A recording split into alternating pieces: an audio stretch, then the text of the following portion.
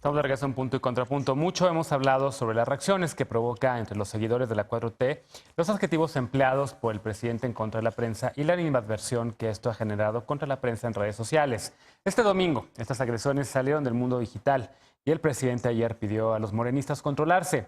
¿Lo conseguirán? Vamos al contexto.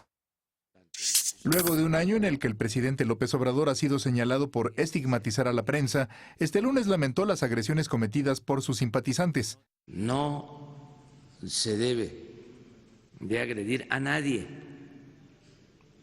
y ustedes cumplen con su trabajo.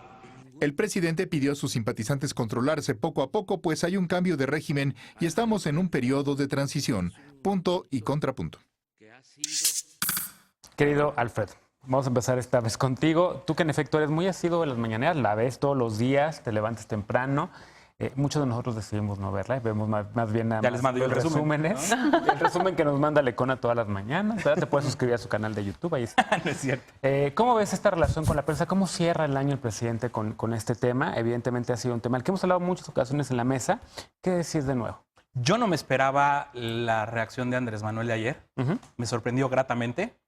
Ese amargo café que suele ser la mañanera, ayer estuvo más dulce, porque lo que pasó con Irving Pineda, este reportero de TV Azteca, cuando estuvo tratando de hacer su chamba en medio de la marcha, perdón, de la concentración de Andrés Manuel en el Zócalo, pues es algo que no debería de suceder. O sea, ser agredido de esa forma por simpatizantes y decirle chayotero y decirle y gritar consignas a favor de López Obrador, pero agrediéndolo, poniéndole una playera de Morena, pues son cosas que no tendrían que suceder. Que yo sí, ahí sí estoy seguro que Andrés Manuel ha abonado mucho a que esas cosas pasen. Porque no las había condenado. Porque él sabe que suelta bombas de repente en sus conferencias y se replican durante todo el día. Si un periodista llega a hacer la pregunta más inteligente que puede hacer, o una periodista, una mujer, es atacada inmediatamente por una bola de cuentas entre automatizadas. Sí, exactamente. Lo que pasó con Silvia, que precisamente fue a pedirle al presidente o a preguntarle si estaría dispuesto a detener ese discurso de estigmatización contra la prensa, y la respuesta de Manuel fue: no, pues nosotros jamás hemos usado un discurso de estigmatización, cuando les ha llamado que son sus no opositores, sino adversarios, que si son fifís, que si son conservadores, que si prensa no sé qué, bla, bla. Entonces, creo que sí se ha generado en este año ese clima de ataque a la prensa. En el país más violento contra la prensa, En el país más violento contra la prensa. Y por eso digo que fue muy grato que ayer hicieron un llamado de atención, donde se dedicó, creo, más de 20 minutos a decir que eso no ayuda para nada, sino que perjudica. A pedirles a los seguidores que se serenen, a decirles que si son parte de la transformación y se sienten parte de este proyecto que es la Cuarta Transformación, no tienen por qué referirse de la forma en la que se refieren contra la prensa ni con nadie. A destacar una y otra vez el trabajo del propio Irving Pineda, que por ahí la pregunta que hace Irving es, pues, oiga, yo cubría su campaña. A Irving lo echaron de la campaña de Meade por estar siendo tan incisivo en sus preguntas. Se fue a la de López Obrador y ahora está asignado a la fuente de la presidencia. Entonces, muy bien por lo que ayer hace Andrés Manuel, pero creo que no es suficiente.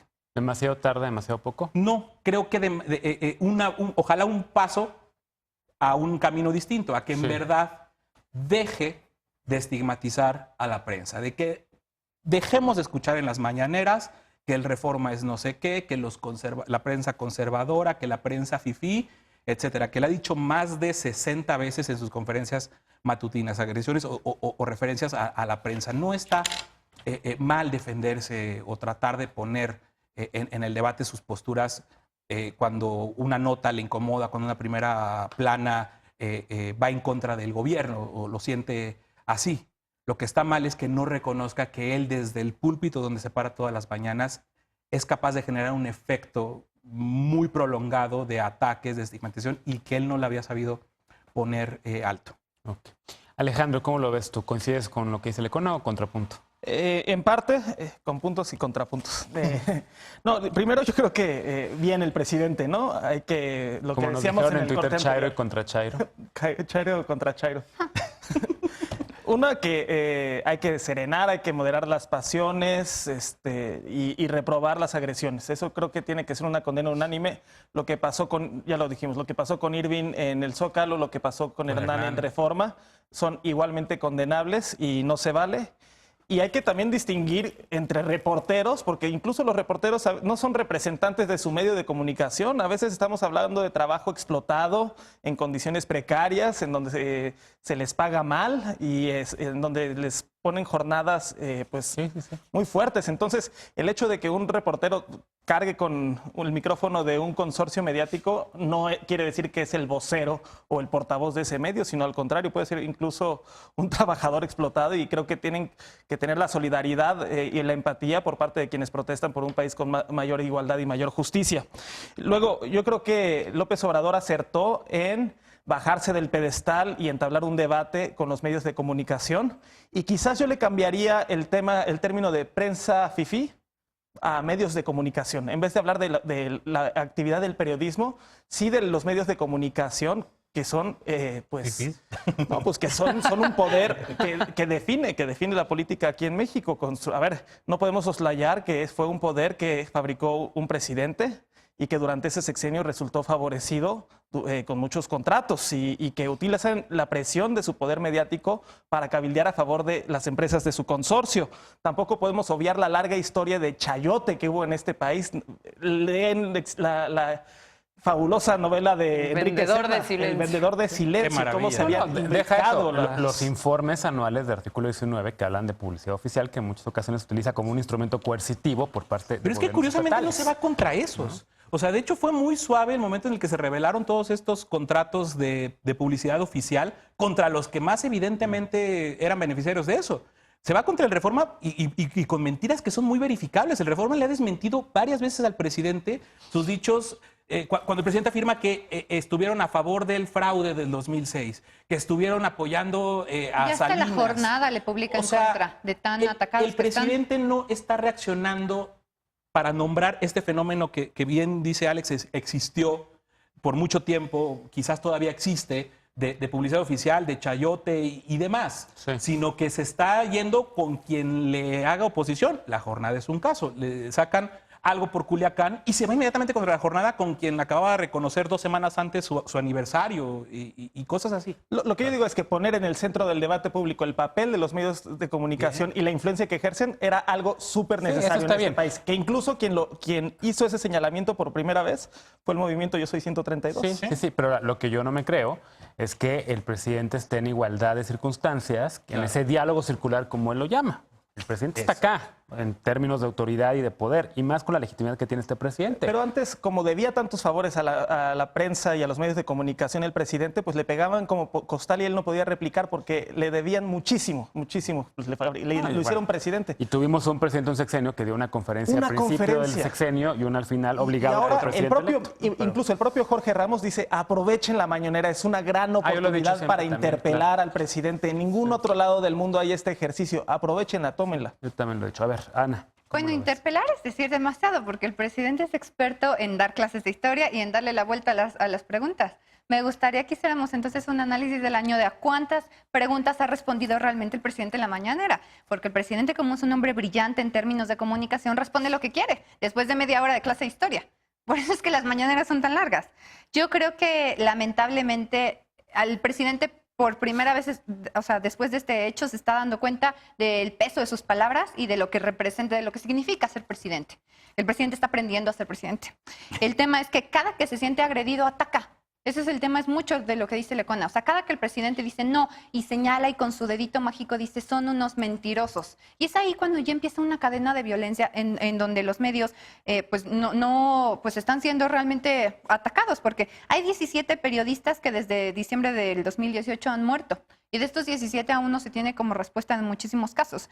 Entre Asociación Mexicana de Derecho a la Información y Artículo 19 señalan que las declaraciones del Ejecutivo Federal, así como de dirigentes estatales y municipales, porque esto también cae mucho en el papel de los gobiernos locales, buscan la manera cada vez más recurrente de atacar a la prensa y mermar su credibilidad. Y va mucho con lo que estoy diciendo. O sea, cada que se sienten agredidos salen y descalifican los procesos de investigación que muchos medios llevan. Entonces, es bastante grave porque hay cifras que en este momento, les digo, de Asociación Mexicana de Derecho a la Información, que señala que un periodista es agredido cada 17 horas. Entonces, definitivamente creo que esto tiene que parar, porque todos aquellos que entonces salgamos y estamos hablando o estamos desde un lugar que intentamos que sea muy objetivo y muy crítico y con información señalando cosas que al parecer estamos viendo que se están equivocando, pues entonces nuestra integridad va a estar en riesgo. O sea, yo creo que es bastante grave.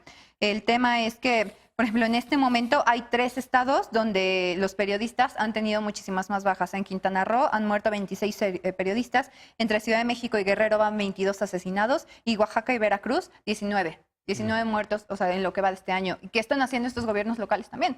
Porque entonces si observamos que nuestro jefe de Estado, nuestro jefe del Ejecutivo tiene esta actitud, también que respondan los gobernadores. Entonces, pues me actitud parece... que, por cierto, se replica un poco en los ejecutivos locales. Sí, es Acabo lo de que estoy estar en diciendo. Culiacán justo y me contaban por allá que el alcalde, el presidente municipal de Culiacán también tiene un poco esta actitud con los medios de Sí, comunicación. no, De no, y de es, verificación de y datos. es lamentable, ¿eh? ¿De qué? O sea, a ver. A ver.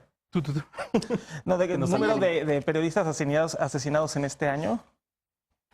Chequémoslo, pero... Eran 13 o 14, Son 15. ¿no? Van Seguramente 17. internacional, Van son 17. Lo que yo estoy diciendo es que en Quintana Roo ha habido 26 casos que no se han esclarecido. Las cifras que mencioné. De pruebas de Y de distintas... Ok. Lisa, ¿con qué te quedas con todo este debate y relación entre el presidente y los medios de comunicación o la prensa? Justo con la provocación que hace Alejandro de Sí. llamar en vez de prensa medios de comunicación, porque me parece que si bien es cierto que el presidente también ha malgastado sus oportunidades de realmente confrontarse con la oposición verdadera, que han sido los gobiernos anteriores, gobernadores, miembros de su propio partido que han tenido conductas muy reprobables y que tendría que haber sancionado de una manera inequívoca y muchísimo más pronta, y se ha concentrado en la prensa, en la sociedad civil. Me parece que lo interesante, lo que aporta Alejandro es precisamente que hablar de medios de comunicación es una categoría mucho más amplia y aplica también para los medios propagandísticos del régimen. Los youtubers. Porque se han hecho y se han tomado decisiones muy lamentables en términos de los medios de comunicación públicos.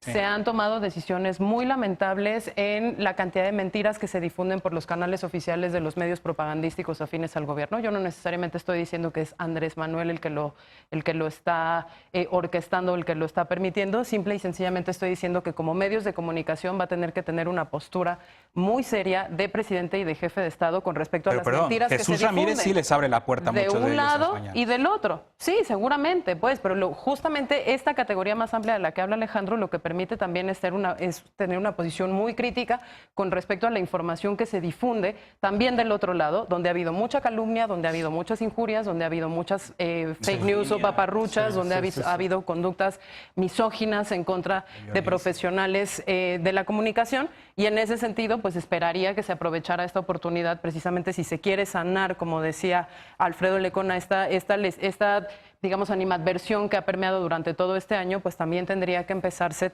por poner un poco de orden en aquellos que son afines y que han atacado de manera pues muy injusta y también gozando de un espacio que les permite ser afines a este gobierno, como en otras ocasiones se les permitió a otras posturas o afinidad al gobierno difundir una cantidad de información imprecisa, cuando menos, para que eso también se tome en cuenta y para que eso también se limpie, porque la sociedad mexicana en estos contextos de descalificaciones, de adjetivización que decía Alejandro, o como decía Ana Villagrán, que en este momento requiere mayor nivel de debate y mayor unidad, pues lo que menos necesita es estar confundido y del otro, ¿no? Que difunde para cualquier lado tanto injurias como información falsa, ¿no? Entonces, la invitación es esa, ojalá que se haga. Rapidísimo, porque nos tenemos... Rapidísimo, para que el auditorio le eche un ojo a un video que subió a EJ Plus, una pieza de buenísimo. De la Mónica mañanera. Cruz, de verdad, buscarlo.